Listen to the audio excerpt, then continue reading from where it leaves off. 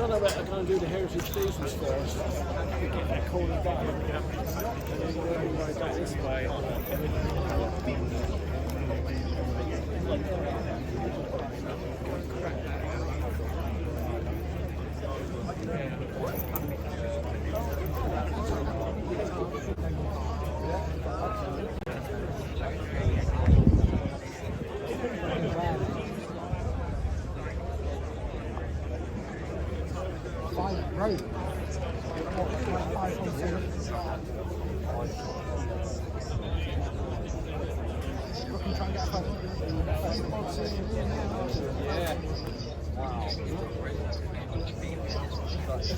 Yeah.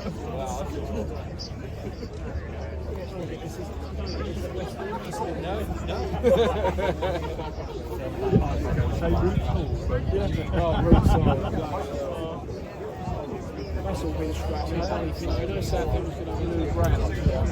Fossett's Park. That's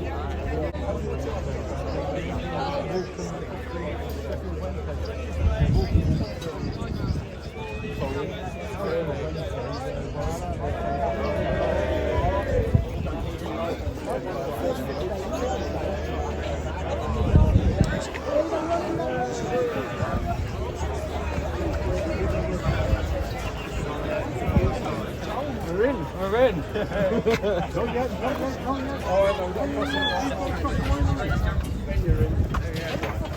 And we're there. Have a fantastic day. And you. Thank you, buddy. It's only bloody blow on, mate. Hours,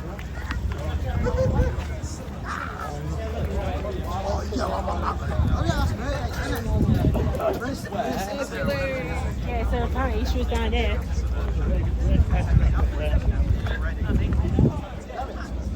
Right, shall we get spot feet?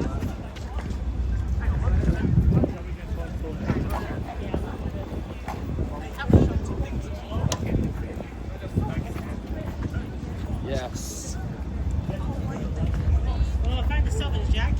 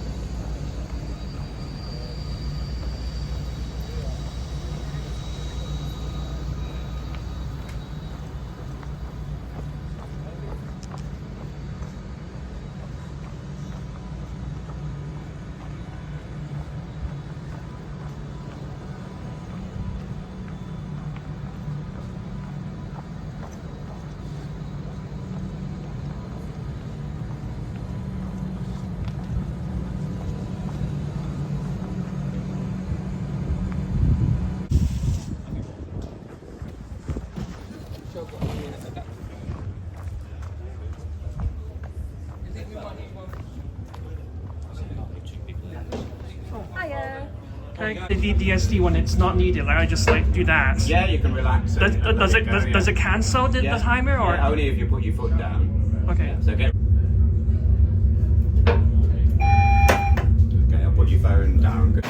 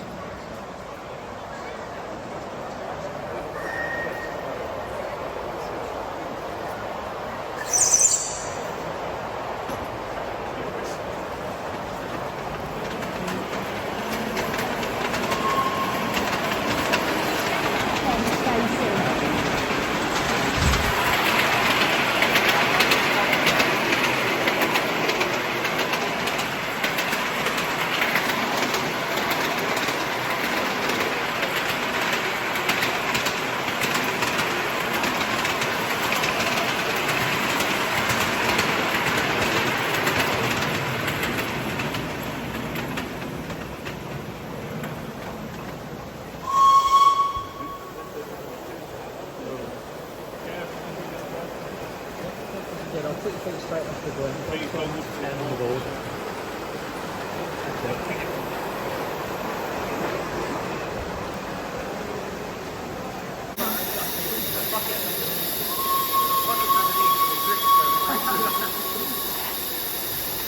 Making the fire raw. Someone else.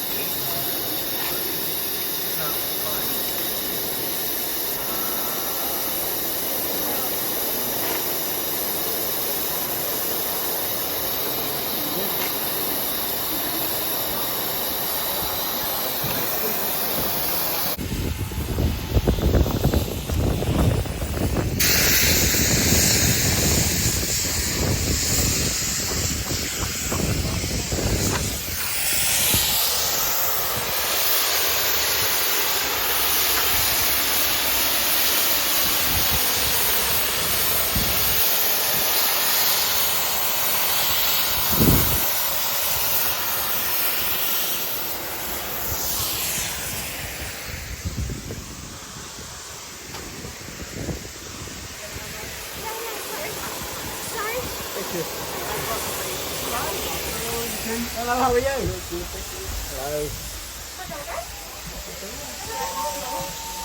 Hold on a minute, wait for them to go by. Wherever you think is best so you can get up.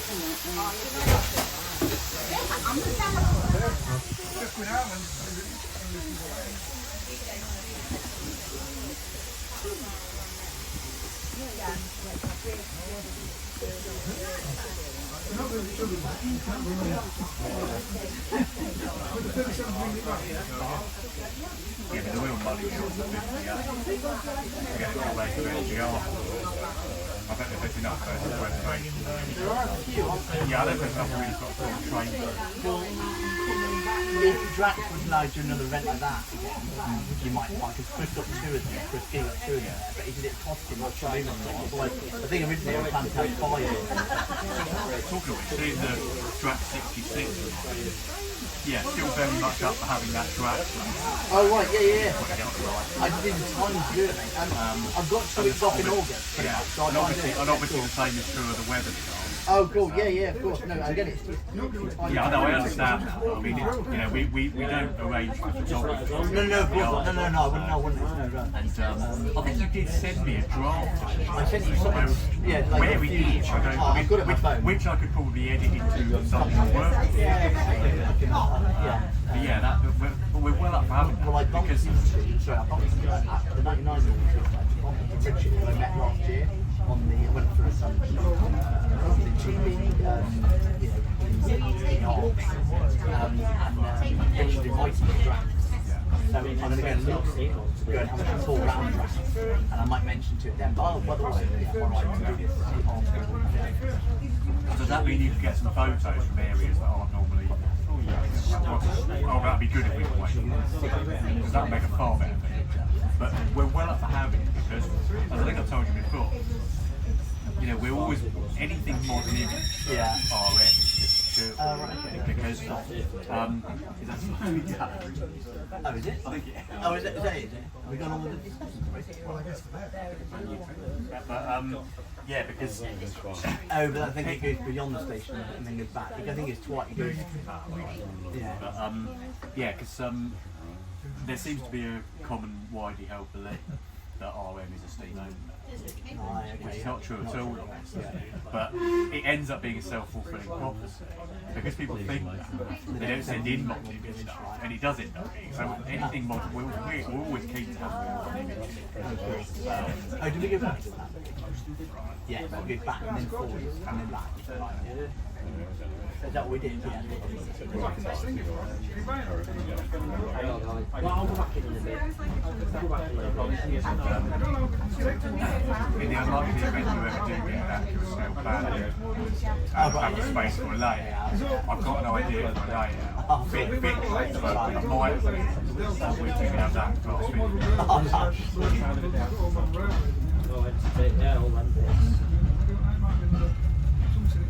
They've vinyl. You seen it? That NSC 47. They vinyl. Virgin. Is that it? Yeah, but not an NSC. They vinyl it Virgin RES. Rail Express. Not Virgin. it's not Res as in Rail Express system. It's Rail something, some enterprise something services. 33, 40. Somebody in a place where you can't see them. You know what I mean, that you've got to either photograph from this train or Yeah. I mean, well, I suppose you can get it there. There's your ball. That's your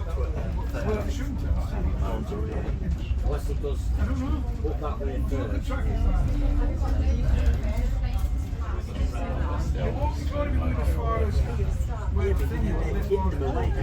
You can't get it from all parts from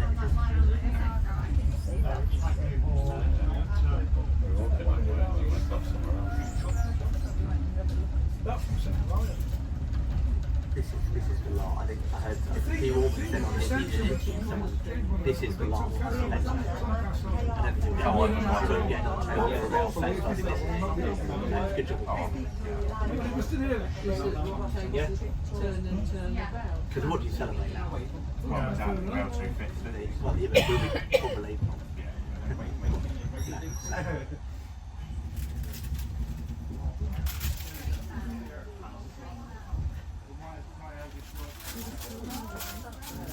Yeah, I ran into Tom Wright, which is nice. Had a quick catch up with him. Jack Boston. He's not in today yet. He's gone to Eastbourne, he said. He's got a family cottage down there. Yeah. Yeah, Bosket was here, saw Jack, had a quick catch up with him. Saw Nick. Yeah, this is now his partner's area. Yeah, that's now, that's up on the main line. And it's running every half an hour. This is supposed to be running every half an hour. We're just running one class every good one.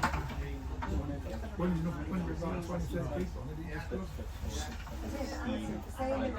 You can do an extra trip and still get back there every 12. It's really cool. Can't you think so? They don't have time to rev up there, do they? It's quite initial. Who's probably going to there?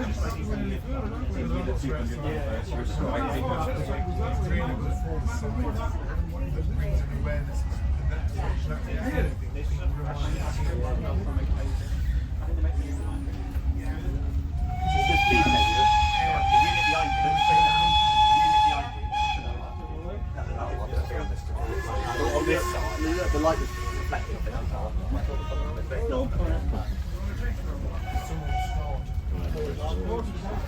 Yeah, yeah.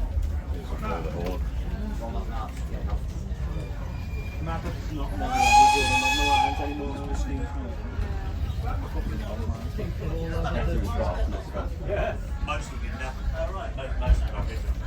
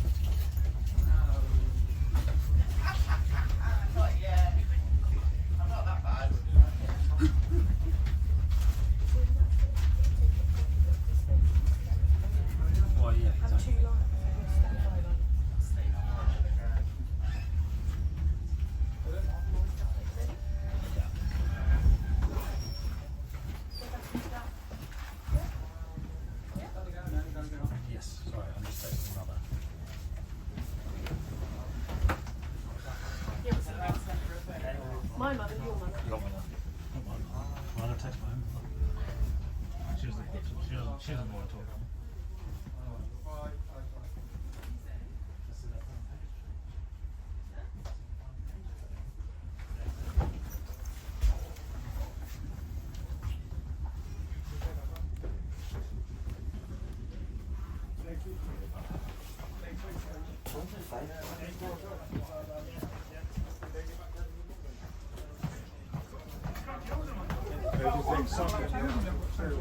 Door, you know. So he'll just send us like 3 or 4 to, when they request you for stocks, we'll go out Yeah. to run at 66 and that, because they can't use them on their own thingy coaches. A bit of a drop in it. Brilliant. Cheers, mate. It's a great atmosphere, isn't it? Cheers, Yeah.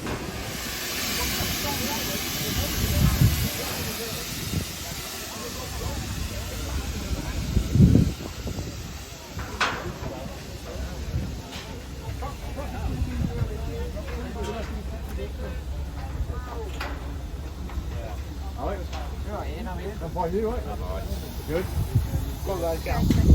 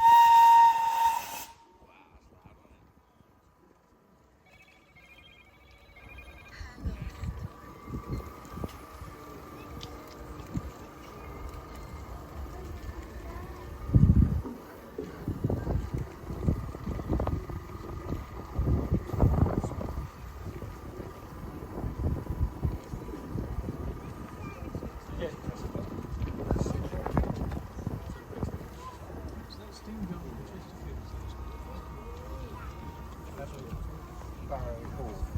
That's a famous engine shed they keep there. That roundhouse thing.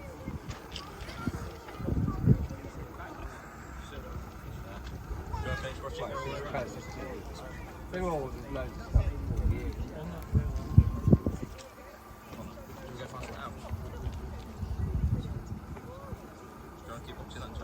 You can select your dates and where.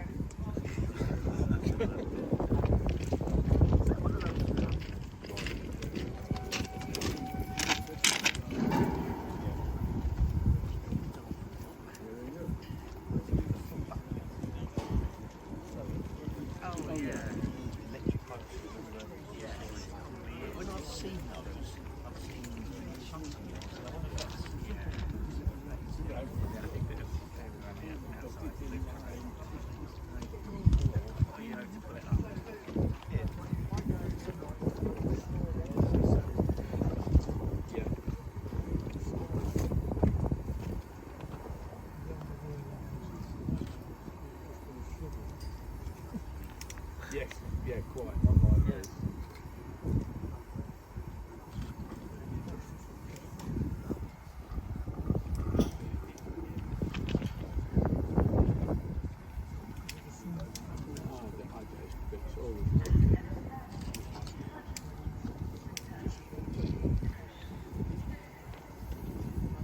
So you hold it down.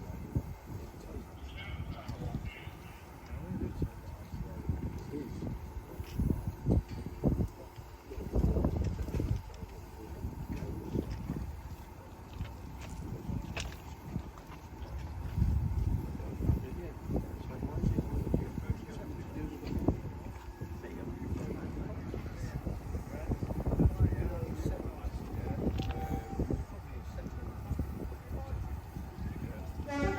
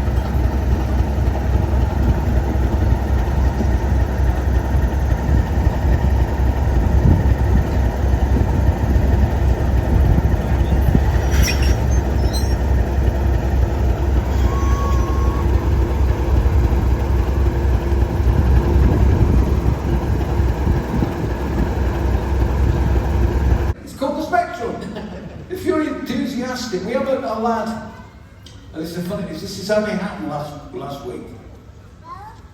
Right from the very first day at the cathedral, as I said, we realised that we were attracting children that were very, very off the spectrum and very, excited.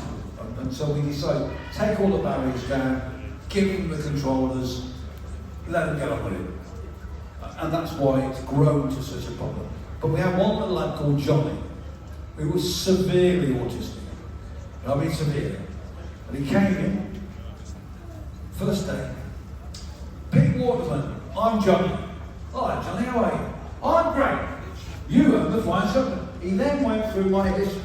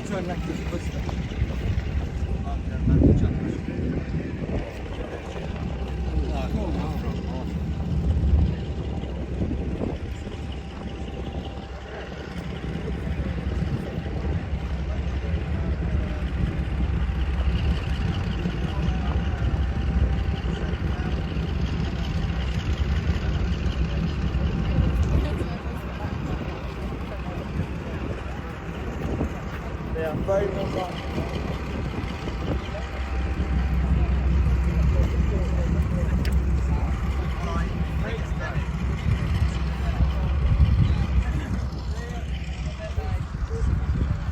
That's the code that I had to go through,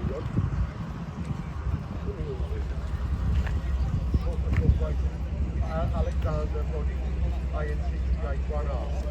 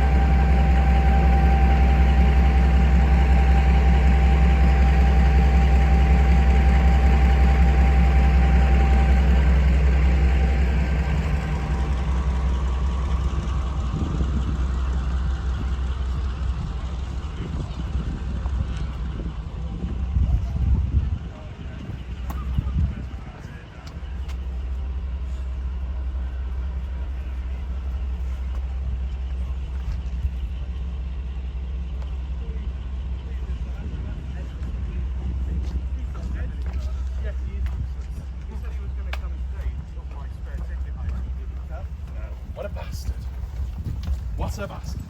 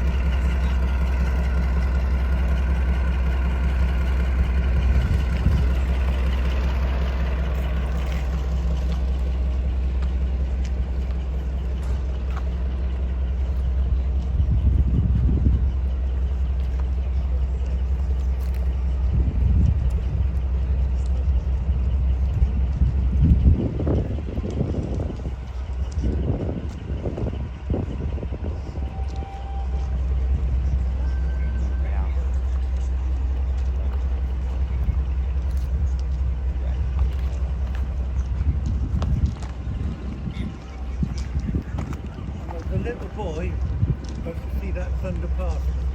Did you? Yeah, it was on the Metropolitan line.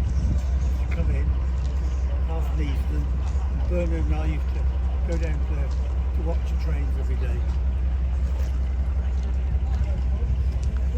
And that was never stopped. It just whizzed through.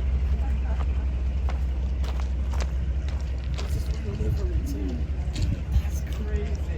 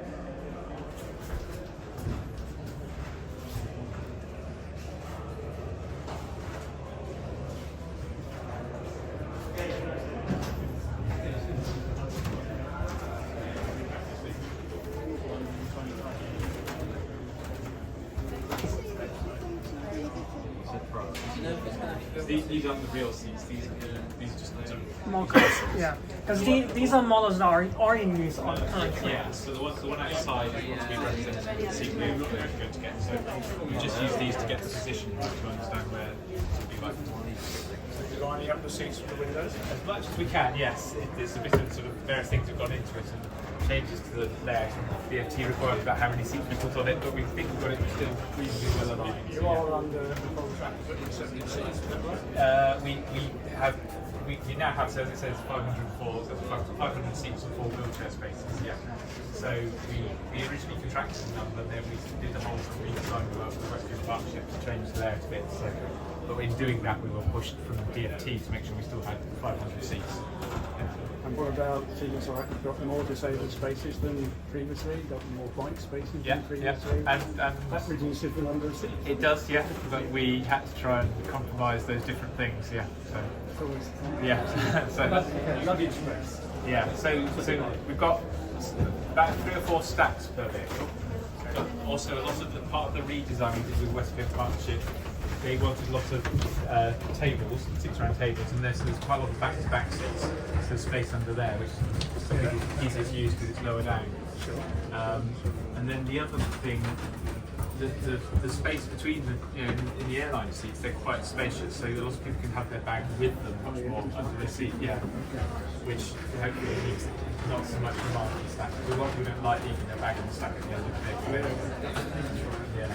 So you've got some, did you say 2 or 3 lots inside the carriage? Yeah, usually at the end of the vehicle. So you can see there's a bit of a drawing on the wall which shows the layout of them, yeah. Or is it you've got one at each end? Yeah, generally one at each end, or 1 or 2 at each end. One in the middle? No, for various reasons it sort of breaks down the... Still one at each end? Yeah. Once you put it in the middle, you have to then arrange the seats around that, so you tend to lose a lot of seats again. Where do you leave feedback? Can I just tell you? Just tell me. Yeah. So the overhead luggage racks are too small. So we try to get the right compromise between the different things. So it's got to be big enough to try and get that sort of size baggage. Right. But if you make it too big, you can get too big a bag. That can get dangerous if people leave too big a bag. It's got to be low enough so people can get to it. But it doesn't seem like there's a ledge on it. So if a train sort of goes around the corner too fast, then that could fall out. As shown by when Lumo sort of almost derailed at Peterborough. That was not going the right speed around that corner. Right. But if there were a ledge, then the bags could have been protected. The difficulty would be that kind of restraining, because if it comes out too far into the vehicle to go around the back, you potentially get more of a risk of hitting it. Fair enough. So it needs to cut in. So it's I see you thought this through before, It's a compromise between lots of different things. It's a bit of a slope? Yes, it's a slope towards, yeah. So it's slope like it's shown there. I think for me, I prefer it a bit higher because I'm a bit taller, but then other people just come on and say, well, I can't reach up to that. So you've noticed that both me and Jim are quite tall, so we need to kind of temper our design for the work and try and get some other people. So are there any are there any seats without windows in this design? No, I don't think there's any that are completely not next to any windows. Some are obviously a bit better than others, but we don't have like on some things we get like a whole block of a big partition. Yeah. So this bit here won't look like this. Yeah. This window effectively will come to here. We changed this design after we'd done the first mock-up to try and move the windows around to make the wheelchair space better. Oh, okay. Yeah. That's great. But obviously we didn't fully rebuild this mock-up after that, but the white line shows how we've made that window bigger. I mean, generally speaking, are the window alignments good? I think so, yeah. I think they're not perfect. Okay. Yeah, but there's compromises, but so generally, pretty good. Most of the windows get a reasonable view from them, yeah. Are you using the same style of carriage construction for both first class and non-first class? Yes. The standard vehicle there. Yeah, that's your fourth. Basically, there's 2 halves of the train. 1, 2, 3, 4. Each of those 4 coaches is different, but the window spacing is the same as both of them. So we haven't got like a bespoke first class. No, we didn't get no. I mean, it's a little bit of space for like a cab, but that's more for train room luggage. So again, I think there's the complexity of having that sort of checked in luggage is not really worth it for the journeys, and so it's complicated to do that. So. On the Zoomers, they've got that small area, somewhere under the train. Yeah. And they use a group to put all our bags in that section, like a small guard stand. Yeah, yeah. No, that's not been a thing that's come to us as a request, so we've not. Many means in terms of what to put in it, we really need to taking West Coast Partnership, who are the training operator, they've been using what they want to use the space on. They're working with DFT, so DFT particularly is pushing for bike space over there. That's the thing. Yeah, you might think that's a lot of seats to give up for bikes, but some people that's really important. So it can take 4, but they're kept horizontally, so they take us a lot more space than the vertical racks. But we tried the vertical racks, and a lot of people struggle to get the bikes into those. So we've got trying to work out between the different needs what to do. So. Can I go out on a limb and talk about accessibility? Yeah, sure, yeah. So I know that HS2 is going to have level boarding at HS2 stations only, but that leaves out the other part, which is no level boarding at classic stations. So I don't know if you've seen this photo, but this is a photo of a Stadler Giruno high-speed train, and it's got doors on 2 different levels, and you've got basically a cut-out the carriage where there's a lower level door. And we know that stations in the UK, classic stations, generally have a platform height of 915 millimeters as compared to the 1.1 meter that we have on the HS2.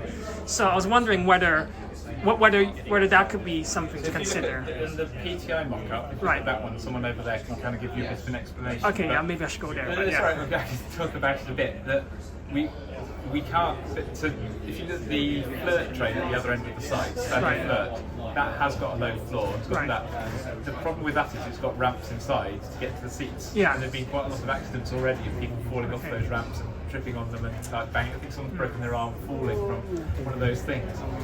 The other problem with that there is all of the equipment's at the end of it. So you look at the end of the vehicle, there's a big chunk of the equipment behind the cab, and there's another one at the middle of the vehicle. We filled the whole of the underframe of our train with all the equipment to drive the train. Okay, so it's not. If you had a lower floor, you wouldn't be able to do that. So again, we need to get as many passengers on the board as we can. So you've got a level floor all the way through? Yes, level all the way through. No ramps? No ramps at all, no. And that's great. Yeah, so it's a compromise between different things. That if you achieve level access on the existing platforms, you really compromise trying to deliver a high-speed train. So you've got to try and look at the different requirements together and try and come up with the best option. But what we have got, if you look at that mock-up, is we've got level access on the high-speed network.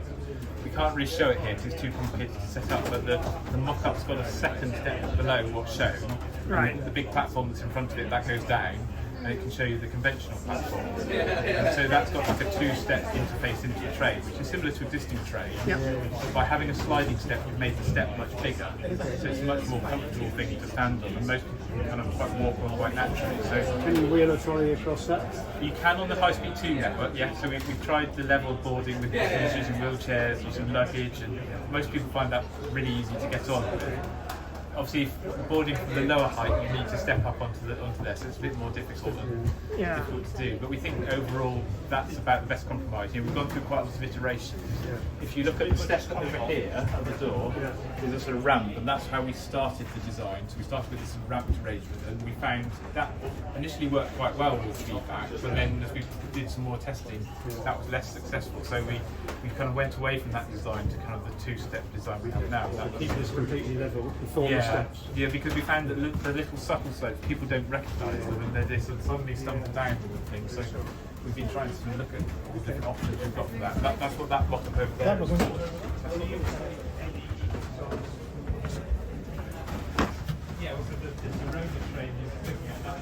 There's a better version of that out there. Oh, is there? Oh, lovely. So you can actually photograph. Ah, brilliant. On the side over there. Oh, excellent, thank you.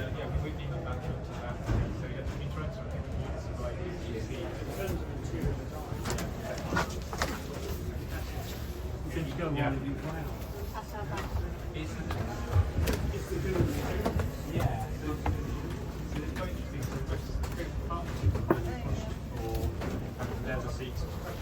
When you build it, sort of make that seat. They have different seats.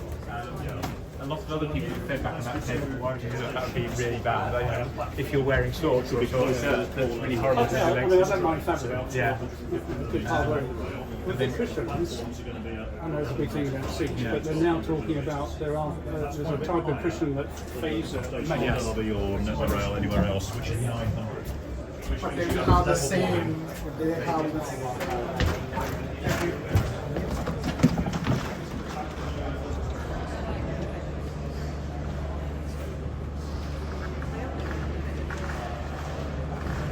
We only have 20 minutes, so I've had to cut that short.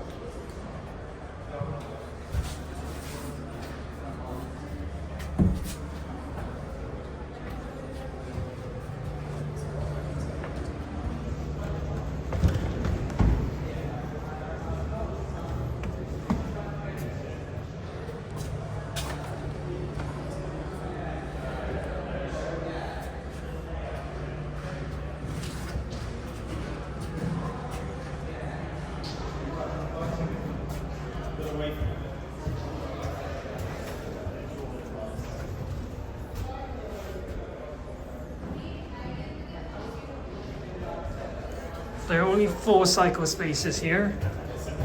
I think they said it's 4 per train, so that's it.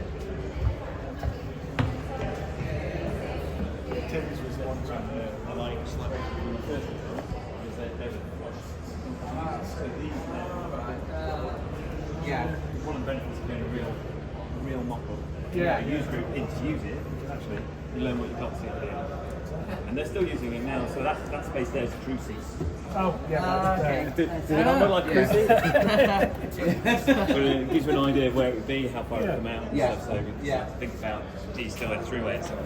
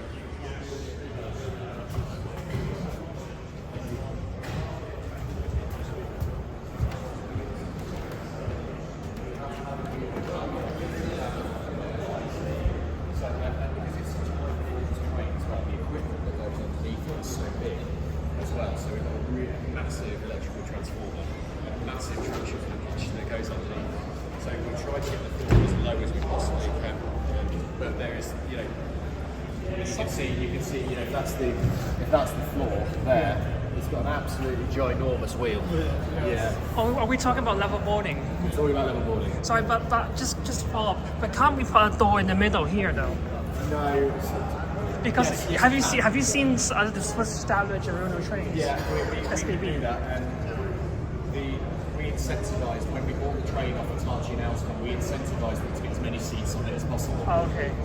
So is something like that not possible? This shows a Swiss train that with doors at 2 levels. Yeah, it's It's possible, but it's inefficient for getting numbers of seats on it. Okay. We're incentivised to get as many seats on as possible. I think that's all right. It's fine. No problem. Sorry about that. No. Like it's something that must be done. Yeah. I mean that's a problem. It's not ideal. I'm well aware.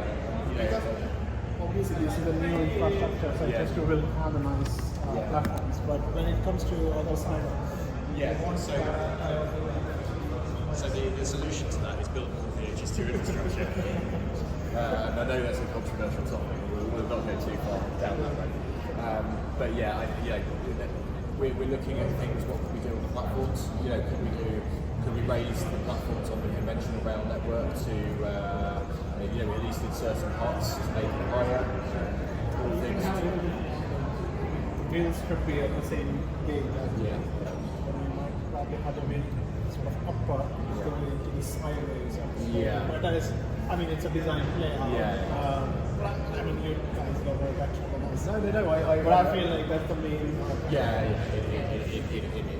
It is. It's not ideal. But it's all amazing. I mean, hopefully we'll see it You will at some point. Yes, we'll keep our fingers crossed. Birmingham Airport just before yesterday, and I was traveling to the infrastructure sign. As well. It's huge, isn't it? It's huge. And so many roadways also changed. And the Birmingham is the worst when it comes to the road network. It's so many. But wonderful. Thank you very much. No. Thank you for coming. It's really interesting to have these conversations. No. I don't want to put this out. No, please. We're not here to paint a picture that everything's perfect because quite clearly it's not. Ask you, if you plan to make the door in the middle, how many seats are you using? If you center, if I put another one in the middle, push the seats to the end. What about just not have a door on the end, just two doors in the middle? So if I put the doors in the middle, we wouldn't gain anything because the floor we couldn't drop. But you can't drop. Okay, you can't drop. Because we've got so much equipment underneath it. Yes, that's the main bit. Yeah. Who is the provider? Litchurch and Alstom joint venture. Sorry, if I may comment, this is more of a comment. Yeah. I think that if Stadler were, if the contract went to Stadler, then I think they would have figured something out. Yeah, so Stadler don't have a high-speed product. No, the Girona. No, they're not. Not high enough. Okay, fine, fair enough. Different providers have got different solutions. When we tendered for this contract, nobody was able to bid us anything that had a level floor. Okay. None of the contractors could manage it. So. Oh well. Yeah. Well, I understand. But thanks. No, thank you. Thank you for coming. I really appreciate it. And it has Class 895. Is that confirmed? That's locked in? Okay. 395, 895. Okay, that makes a lot of sense. Yes, that's why we did it. Yeah. Oh, and also can I ask another question about the seats? So, what's the ratio of table seats to airline seats? 55% table seats, 45% airline seats. Okay, that's actually a lot better than I expected. For example, if I look at the Are you pro bay or are you pro airline? pro airline, table. I like table seats. I looked at, like, for example, the Class 803s with Lumo. They literally have one pair of table seats per carriage. Table seats are quite inefficient space-wise. Yeah. But it does have the advantage when you've got your back-to-back seats, you've got that triangle that you can triangle space that you can put extra luggage in. Yeah. So that's why we've done that. I'm just sort of advocating from a passenger's perspective. I think that someone who's like often uses a laptop, I find that it's hard to get the laptop behind your airlines. Okay, I can see you've got a tablet there, but that's to be fair. That's more than what I have. So that I probably would struggle even there. So it's things like that. But I get, but I think the ratio is good. I think that there's nothing really to change. It's just that I know that some of the more recent other institute trains, they tend to just lay the whole thing out of airline seats and just have like two separate tables. They're very, airline seats very efficient for getting lots of people on. But not so efficient from a comfort perspective. Okay. And also, so many questions. I know this is probably delving into more the service level perspective, right? But I was thinking whether you think what do HST, from HST's perspective, thinks that London to Birmingham zone is less than an hour. 49 minutes. Yeah, 49 minutes, less than an hour. Yeah. That seems to me like a commuter type thing more than intercity. Yeah. It doesn't feel intercity. No. Has that been sort of reflected in the layout? Like, has that sort of? Yeah. It looks intercity to me, but has that?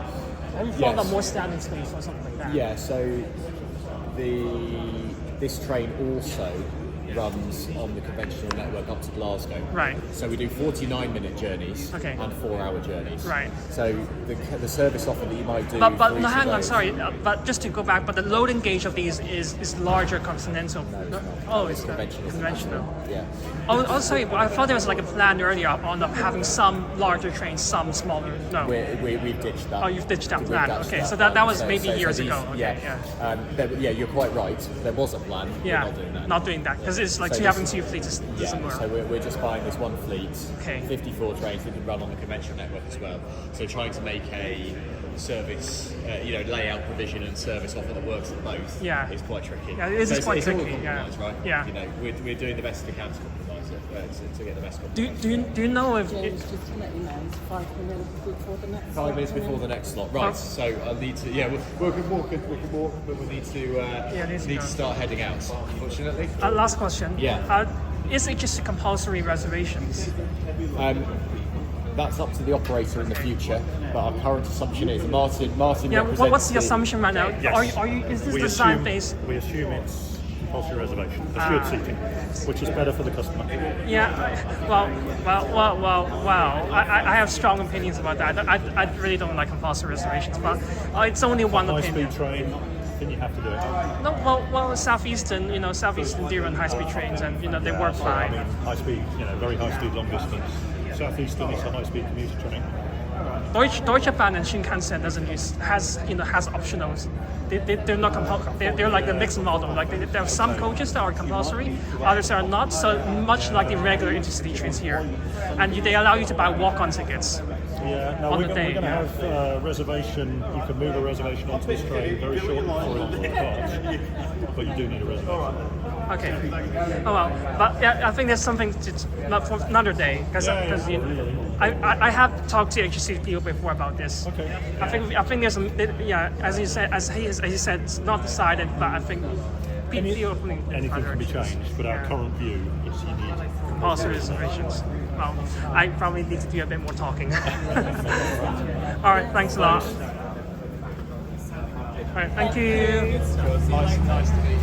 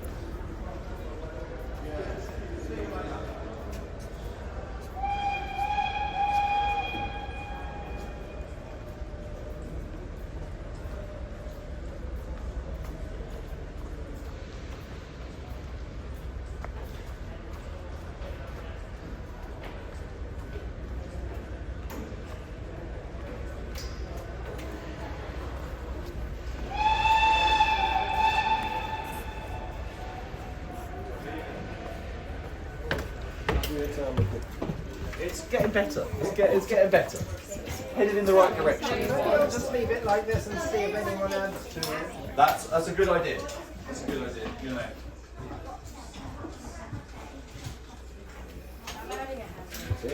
There may well be some strange additions to it though the next time that you see it. You know. The kids they're probably going to destroy it. they like to just reflect their creative license.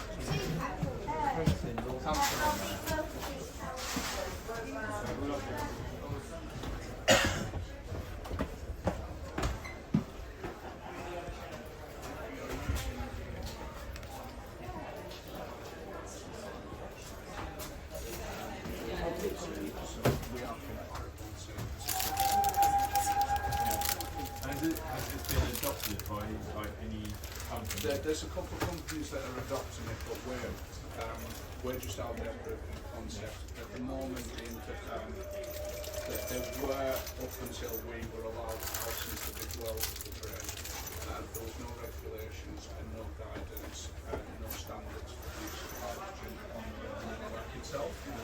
So we've been working with the industry to develop all of those, which would then enable a manufacturer of trains to come in, take the design, progress it, and bring it into a mass production item. This is a one-off train that you'll never see again. We're a proof of concept one, and we're not looking to make trains. Porterbrook are an asset owner, not an asset manufacturer. We have funded this via our own share.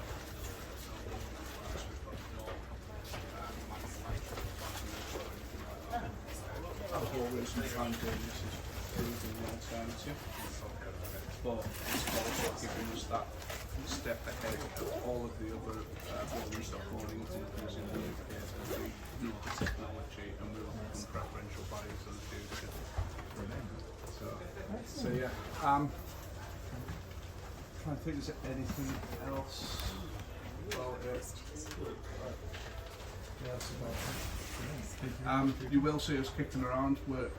If you're around on Monday morning, we're departing at 9:30 and we're heading back to Warwickshire. Unfortunately, we've got good gas only. I'm worried that I haven't got enough, but we'll find out when we hit the red light. Right, thank you. Have a great afternoon. Possible to call the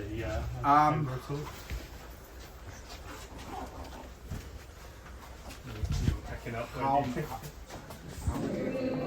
just me, I don't know, I'm a junkie.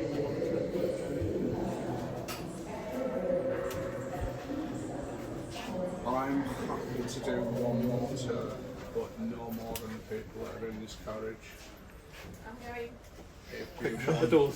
If you want to come on it, right. It's a very quick one. There's two safety things I've got to tell you. It's under our risk assessment. The floor level in there is a little bit higher than it is here. These windows are open so you can catch your shoulders on them, so please do be careful. The other thing is that I've got a hydrogen sensing system live in there, so if any alarms do go off, please do not panic. I'll do that and I'll get you out as safely as I can. But I'll guarantee you a year's salary that it's not going to go off because I've turned everything off this week. So, but I've got to tell you. So please do come through. And the last person through, please close the door behind them so that you don't get any additionals. I'm very oversubscribed to the course today. We always are on everything. Yeah. Sorry? Oh, sorry. Yeah. If you could grab that. I'm going to turn it off anyway because my boss will probably go, Dave, where are you? I'll turn it off. So.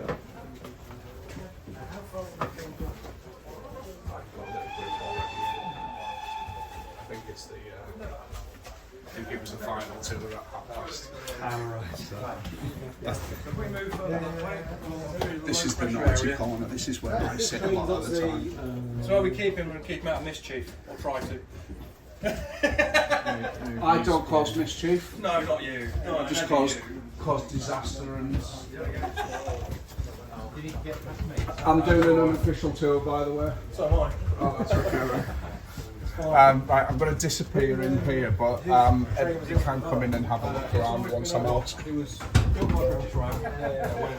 So, this is the second one that we've developed. The first one was a lot lower power, a lot lower speed, but we decided to go gung-ho on this one.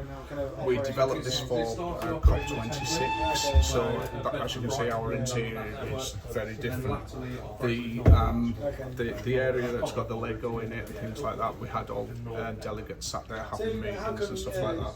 So Prince Charles was in there. I think he's had a promotion since, but and a few others. We haven't changed that interior because we're not an operator. They will choose the interior if we do take it out for an active trial. So in here we've got 36 cylinders. They weigh about 150 kilos each. They are span aluminium encased in Kevlar. They are bulletproof. You can shoot an AK-47 at it point blank range and it will not even dent it. They weigh, they can hold 7.7 kilos of hydrogen gas at a pressure of 350 bar, which is just short of 5,500 psi. So we're some really big pressures in here. On the end of each of the tanks we've got two types of valve. One is temperature sensing, so if it goes over 84 degrees, the seal will break, the valve will open, and we dump that cylinder's worth of hydrogen out of the vehicle, of the roof, and dilute it in the atmosphere, because hydrogen can be a very volatile gas. We also have a flow detector in it, so if we get extremely high flow of hydrogen through the valve, it will close it and it will stop it believing that there's a hydrogen leak in the system. Above you, these here, these are hydrogen sensors. So they're looking at the concentration of hydrogen in the atmosphere. So hydrogen naturally raises, so we put them at the highest point, so we've got them inside the vehicle at the top of the roof, and we've got them in the corridor areas at the highest point. Hydrogen is quite a horrible gas if you've got it in the wrong condition. So at 6% saturation with oxygen, it becomes flammable. It also heats up as it releases under pressure, and it's got a low ignition point, so it will self-ignite. It doesn't radiate heat as it burns, so you cannot feel it until you touch it. And it does not burn with a flame, so you cannot see it. It becomes explosive at 19%, which is quite hard to achieve, but you can actually get it there.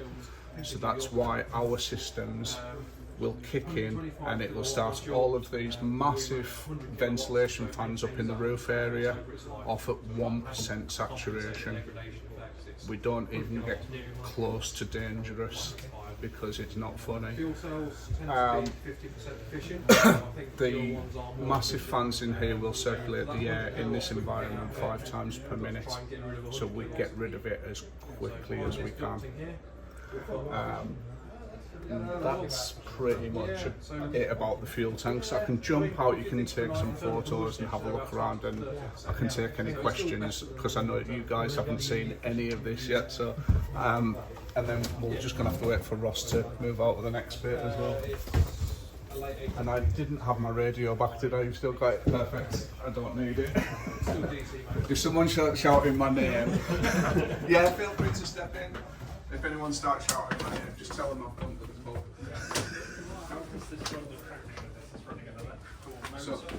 So this train used to be a class 319, so it used to innovative, at least, with things. Like, think of how much carbon we can save. Exactly. And especially if this can be stably done, and I'd be interested to know range-wise how well this does on distance range and that. So it's about 350 to 400 miles out of a tank of hydrogen. So it's the same as quite a lengthy diagram for a train during the day. If we were to return home and refuel, it'd be fine to go out. We are targeting to put this into passenger operated service in the near future. With an operator, we're discussing it with 3 potential clients at the moment. Our big stumbling block is the fueling infrastructure. But we believe that we've got resolution to all of that. They also don't like the idea of a single train to have to learn how to maintain it and stuff like that. We've got solutions for everything. We're just waiting for someone to say, let's do it. It's certainly great to put a few of these up north where you've not got the electrification. So the idea for this would be for branch lines, so like the Cumbrian coastline from Barrow up to Carlisle. Yeah. That'd be perfect for that. Valley lines and things like that. So a company called Viva Rail developed a D-stop quick charge battery train. That'd be perfect for inner city stops where you stops every 2 miles or so like that. Yeah. This is a bit better for the medium distances, so between somewhere like Workington and Maryport, which is about 8 miles. That'd be, we get there absolutely no problems, and then we do a little recharge and go. That Viva quick charge I don't think could be able to hit that range quite with its charge, so that's one of, so we're another one of these things for where we've got no electrification. Right, is the door still open? Yeah. Oh, right. It's okay. So you can stay if you want, but could you please make sure that it is closed for me? Right. When you think it's only there as an infill, so you try I think somebody came through. we will class back in time. We'll go to the 1950s. Oh, exactly. We are here. The next corner I'm going to hide in. So yeah, this is our low pressure zone. So we operate at about 17 bar in here. It's so the blue box that you can see down on the floor, that is one of our 4 fuel cells in this zone. There is another one towards the front of the train, and there are 2 more identical hidden behind those panels behind you. These will generate,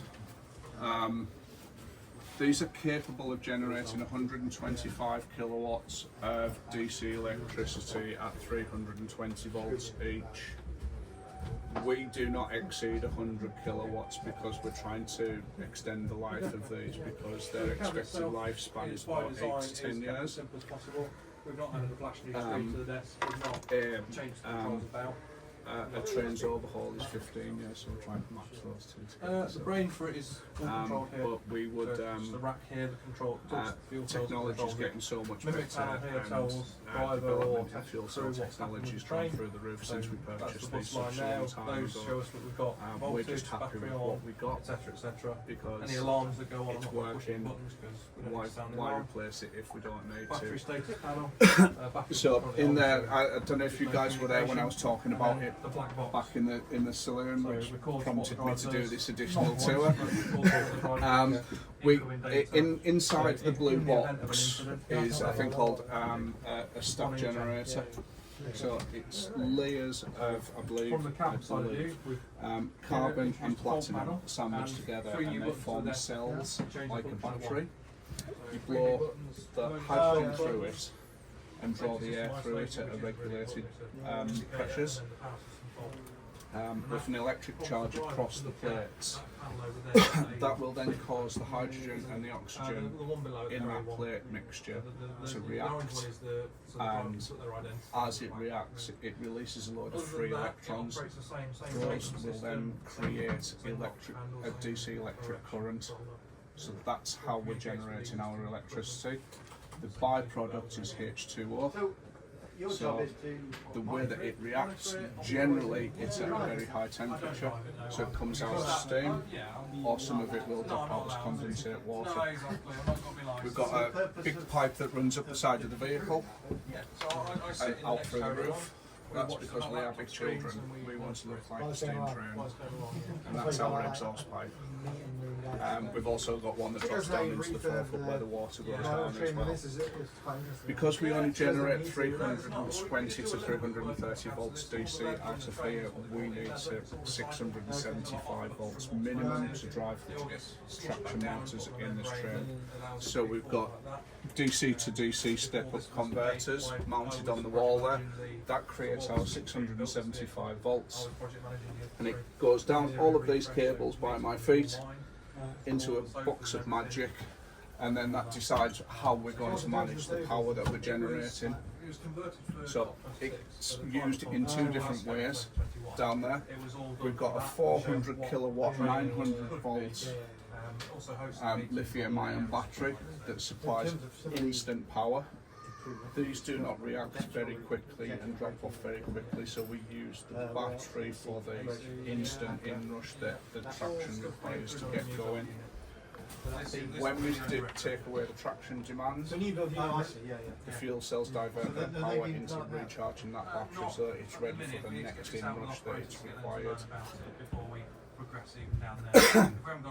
Petrol engine is about 23% efficient with its fuel, so you will get energy created at 23% of that litre of fuel will give you 23% of the power that it can generate. These are about 50% efficient, so byproduct being water and steam, and the other one, unfortunately, is heat. So when these wires are cut and enclosed like the ones behind you, in here will very, very quickly get to 60 degrees C.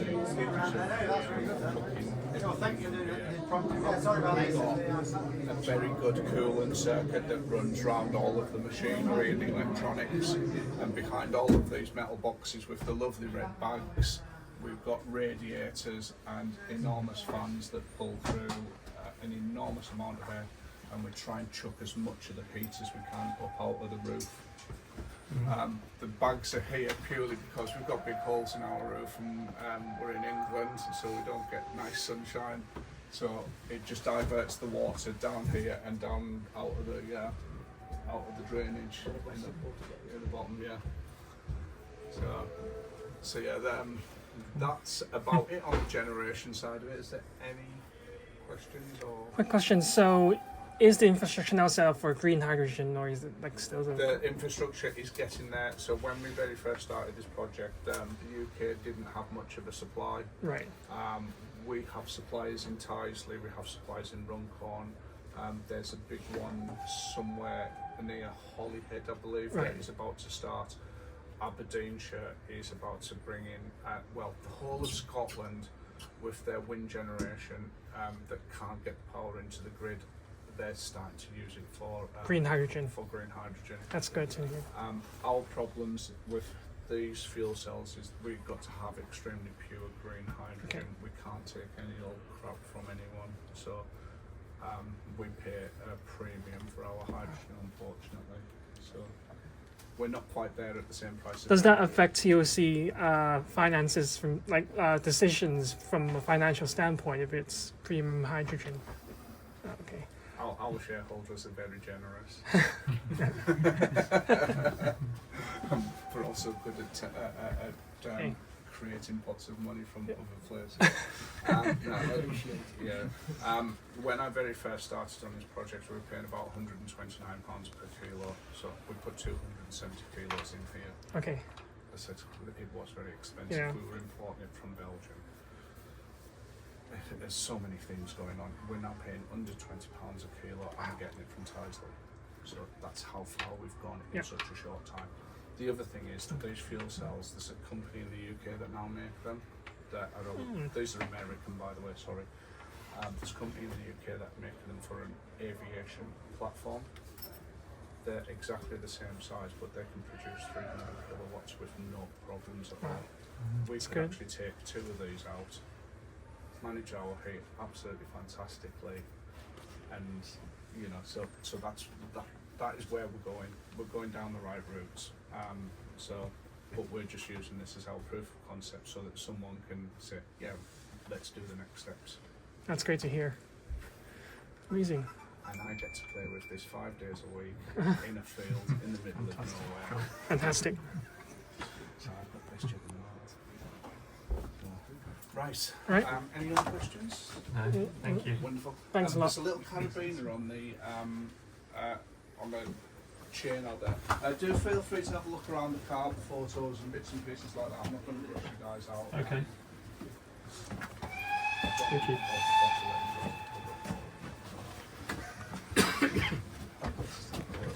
Very generous.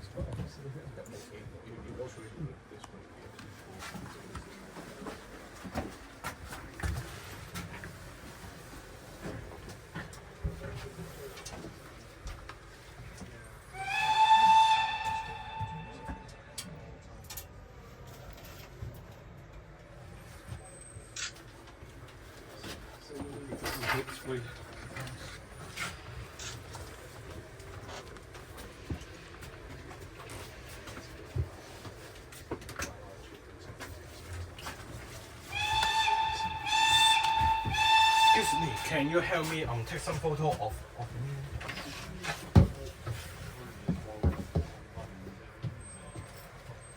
Okay. One. This used to be a Thameslink train. And then one I will look. Thank you. These walls are the sign down, but the fuel cells themselves. Oh, you go first. No, you go. You want to take a photo first?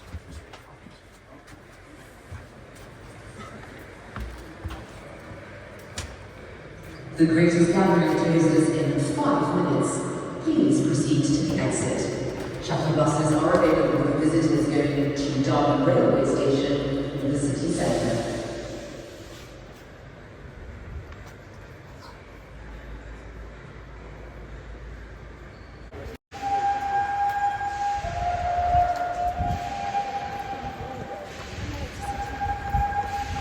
The greatest gathering is now closed. Thank you for coming to visit Alstom. We hope you have the greatest day.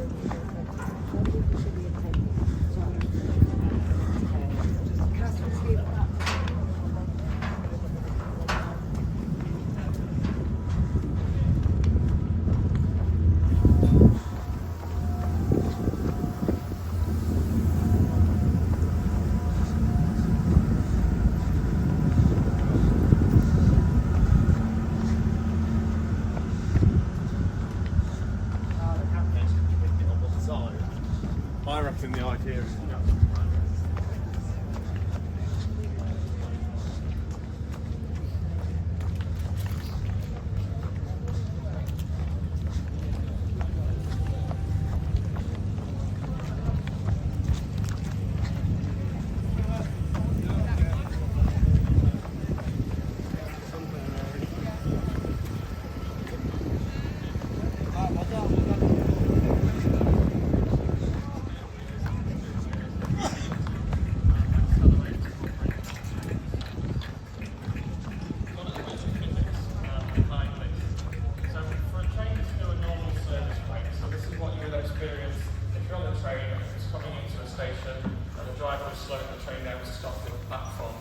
that would be a deceleration of about 0.6 metres per second squared.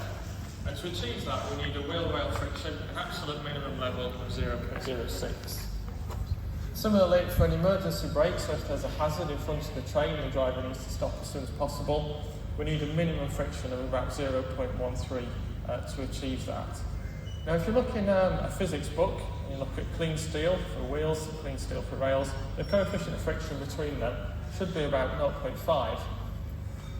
But the railway's not a clean environment. We have all sorts of contaminants falling onto the track and onto the wheels. But most of the time, most of the year, we have well more than 0.13. So this means that most of the year we can achieve an emergency brake on our trains. Until we come to autumn, the deciduous trees will shed their leaves. Some of them will land on the track, and these leaves become crushed under this huge contact pressure we have between the train wheels and the track. And the leaves they'll become crushed and they'll form this very hard and very smooth layer that's kind of chemically bonded to the rail. And then when that gets moisture on it, so this could be a bit of morning dew or it could be a light rain shower, that's when we get this real problem, and the coefficient of friction then could come down to 0.02. So really low friction, and that can be less than a third of what we need to stop our trains. So some recent research work I was reading says that there are about 13 million trees, that's within 60 metres of our mainline railways. And if you bear in mind that a mature tree can have anywhere between 10 and 200,000 leaves, this means there are literally billions of leaves just waiting to fall off, and some of them land on our track and can wreak havoc. And managing this line-side vegetation is a huge task, and it's getting harder and more expensive. These pictures I've put up on the screen, the top two, these are at Fisherton Tunnel in Salisbury. So the top two are in 1963 and 1970. You can see some steam traction and then some diesel traction. And you can see there are not many trees around next to the line. And then this main picture is from 2021, so 3 years ago, and you can see how those trees have all sprung up and what a problem this now is. And this is where a collision happened. And this is just a bit more about what can happen if friction gets too low and we can't stop our trains. So we've got an accident here which was Salisbury, which I just mentioned, where two trains collided at the entrance to a tunnel and both of them went into that tunnel. And then we have Chester, where a train hit the buffers at Chester Station. And then we've got some freight train incidents. So this is a wheel flat caused by, in the low adhesion, the wheels stopped rotating when the train was braking and it slid along the rail and caused a wheel flat. And then this is a really severe wheel flat down here, which was severe enough that that train couldn't negotiate set points and it ended up upside down in this river. So what can we do about this problem with low adhesion? There's infrastructure-based mitigations, so this is cutting the trees down. And the idea of that is to reduce the contaminants from getting onto the rails in the first place. But then we can also have railhead treatment trains. These are basically high-pressure, very high-pressure water-jetting trains. And they go around the network and blasting off this contaminant. And the Network Rail runs loads of these trains. There's about 50, I think, that run around the network in autumn, cleaning that track up almost every day. And we've got other cleaning technologies which are currently, I've put in research and development phase, so they're quite exciting technologies that are being actively developed. And these use things such as abrasive particles. We've got some high-powered lasers, plasma jets, and supersonic carbon dioxide jets. And it sounds quite futuristic, but I'm told that some of these technologies are really good and they've got some promise for the future. And then on the other hand, we have rolling stock mitigation. So this is things that we can do to our trains to make them better able to cope when they encounter low adhesion. So Sanders is the first one, and that's what I'm going to be talking about in the next few slides. But there are other things we can do, such as magnetic track brakes and eddy current track brakes. But I'm going to focus on Sanders for now. So sand has been used on the railway almost since when it began, well over 100 years, and it's been used in low adhesion conditions to help improve traction and braking. And there's some pictures here. This is the kind of normal sand we would use on the railway. It's quite finely graded, most grains between 1 and 2 millimetres, that kind of size. And here's some zoomed in images. And these are really hard pieces of silica and quartz. And the job they do is to help cut through this contaminant there and help to break it down and restore the adhesion on the track. So when we need to use sanders, there's a hopper. That's the range of braking distances that a train might reasonably encounter without the benefit of sand. Now if we have a sander on the train and we switch that on, which is the orange bar, the second one down, you can see the stopping distance is now, it's shorter, but it's more persistent. So the shortest was about 400, the longest about 1,000 metres. So we start to really make it a little bit more predictable for the driver. And then the green is what we call enhanced sanders, so this is something that's starting to be adopted, but hopefully will be more in the future. It basically means using more sand and from more than one axis, so we'll have 2 sanded axles on the train.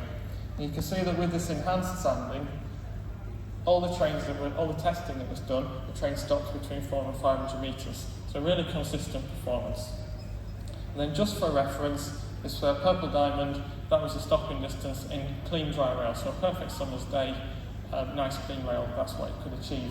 So you can see that with enhanced sanders, the braking distance is getting towards what you would have in summer. This is a video from one of those tests, so this is just to give you an idea what it might feel like for a train driver when they encounter some low adhesion conditions. So this is done at a test track, it's done at Old Dalby. The track has been contaminated artificially, so we put some stuff down to simulate low adhesion so the train could come along. So we see the train speedometer down here, and the video will zoom in on this in a bit, but it's 55 miles an hour and the train's been put into full service braking, so maximum braking effort for this train. And the camera will zoom in on this in a second, but we can see this is a brake lever, we just saw it. So that's in full service brake and the driver's got his hands on his knees, nothing else it can do. So the train's speed has come down from 55 to about 45. You can see there's a little bit of a floating in the needle. This is because all the wheel sets are in some small level of slide and the train's calculating its true speed. And that's the brake handle still just in this full service position. And so this went on for about 880 metres, that particular test, and the train had only slowed down from 55 to 40. So that hopefully gives you an idea what.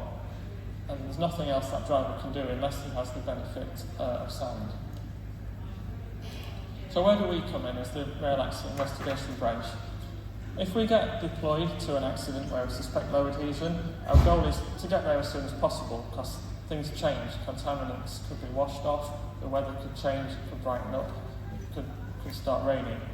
So our goal is to get there as soon as possible and start collecting samples. I've just put up some examples here. So we might do things such as taking railhead swabs to collect any which we might later get analysed to look for things such as fuels or oils on there. We'll also take scrapings, or we have some gel tape, so if there's particles on the rail we can lift those particles off and keep them in that arrangement. We've also been trialling a digital tribometer which gives us the ability to estimate the wheel rail friction at the time when we arrive, but we have to note that could be a few hours later. And then as our investigation progresses, we do more and more analysis. So we'll often do bench testing of components. So if there's particular hardware systems, like train braking systems or sanding systems, we can take them off and we can test them on the bench and build them into a hardware-in-the-loop based simulation. So we can feed them different inputs and measure what their outputs and see if they're performing as they should do. We'll also scrutinise the on-train data recorders. So there's always lots of information we can gather from that, and we can estimate train decelerations and infer something about adhesion. CCTV footage is always useful to us. Forward-facing in particular can give us an idea of things on the track. We can often see if the windscreen wipers are on, which might suggest that there's been a rain shower. And also external CCTV and rail cams and things have been useful in some investigations where we've been able to see sparks from the wheel rail interface, for example.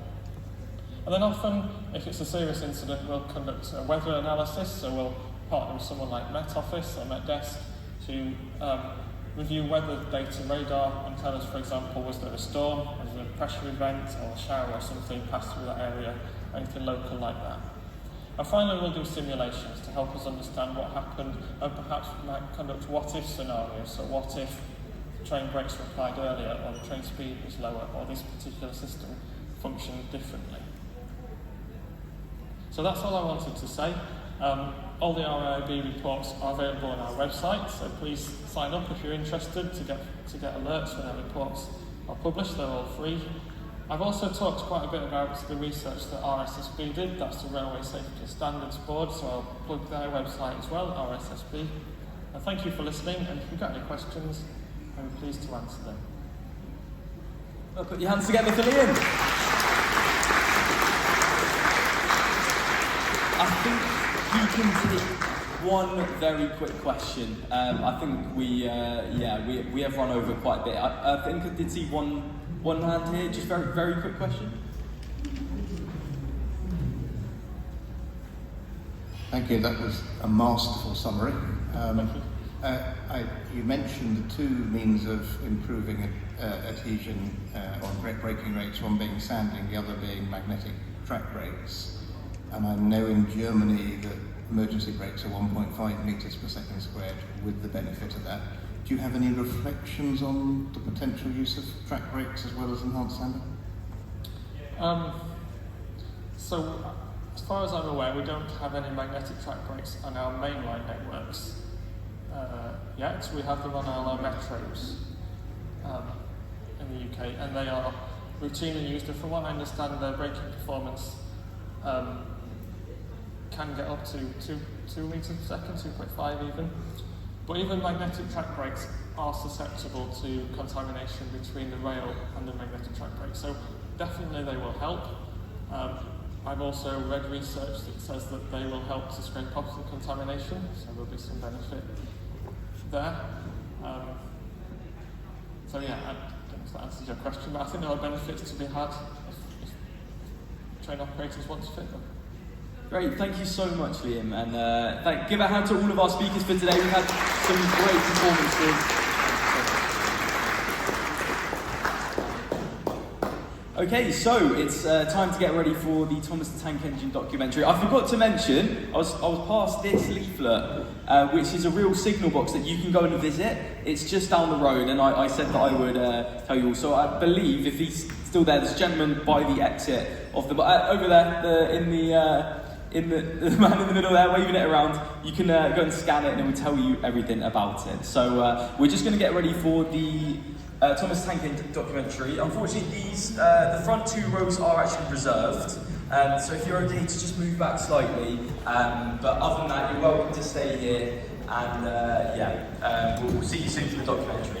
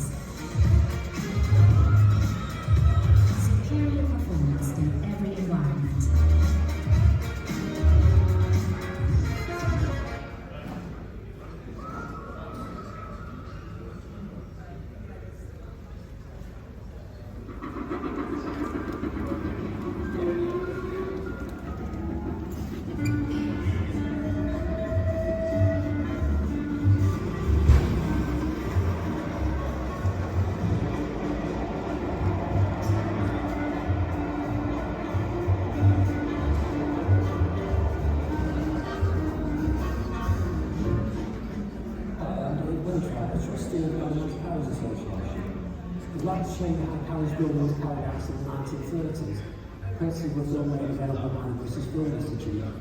This film was made by... I've been chomping at the bit. What about you? Yes. You don't want to say it then? Okay. All right, well, welcome to the Greatest Gathering. It's such a privilege. I'm actually getting chills because Thomas the Tank Engine was such a big part, and is such a big part, obviously, the UK's history, but clearly it's gone overseas. It's something that an unlikely fandom is going to show. And I just want to say that we are thrilled to have the UK premiere here at Alstom of an unlikely fandom, the impact of Thomas the Tank Engine.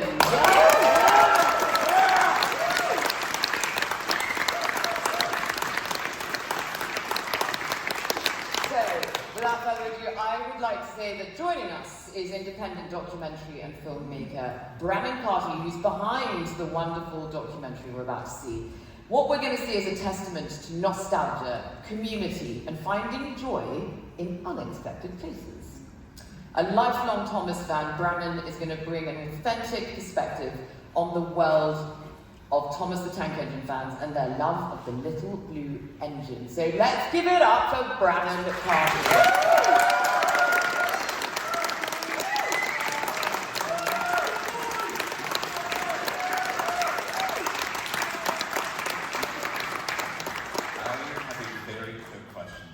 Raise your hand if you're on Thomas Twitter. Okay, good. No. Thank you all for coming here tonight. I think all of us have obviously been affected by Thomas in some way, shape, or form. I mean, my life has, my friends' lives have. I mean, you cannot escape him. Whether you're in the UK, America, Australia, Japan, this show continues to transcend generations, cultures. And that's kind of what this film's about anyway, so you'll figure it out. I'm really happy to be here. I want to thank Alstom for letting us do this. I mean, I got to premiere the film 2 years ago in New York City with the woman who brought the show to life, Britt Allcroft, and me, as a special guest, and it's, yeah, right on, groovy. But yeah, it is so great to show it again, especially in the UK. You know, it felt, we were always waiting for the right moment to premiere in the UK, and when Alstom came to us, we were like, yes, this is perfect. I would love to have Flying Scotsman basically sitting outside the theater. I guess, who's ready to see how Thomas changed people's lives?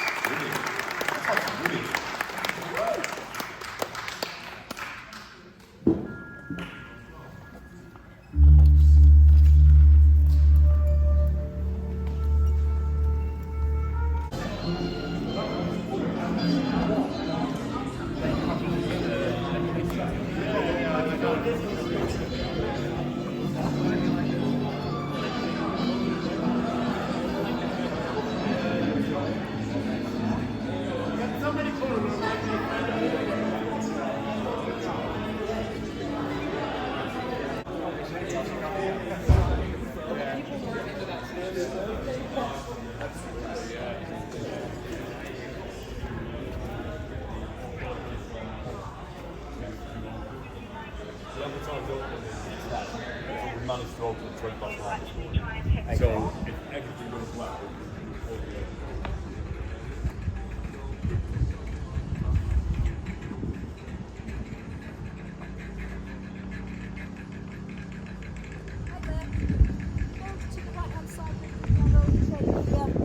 Okay. Going straight until you get to the end. Sure. Then turn left. All right, thanks. Please stay on the footpath. Don't very onto the railway lines. Okay. Go straight. To the right.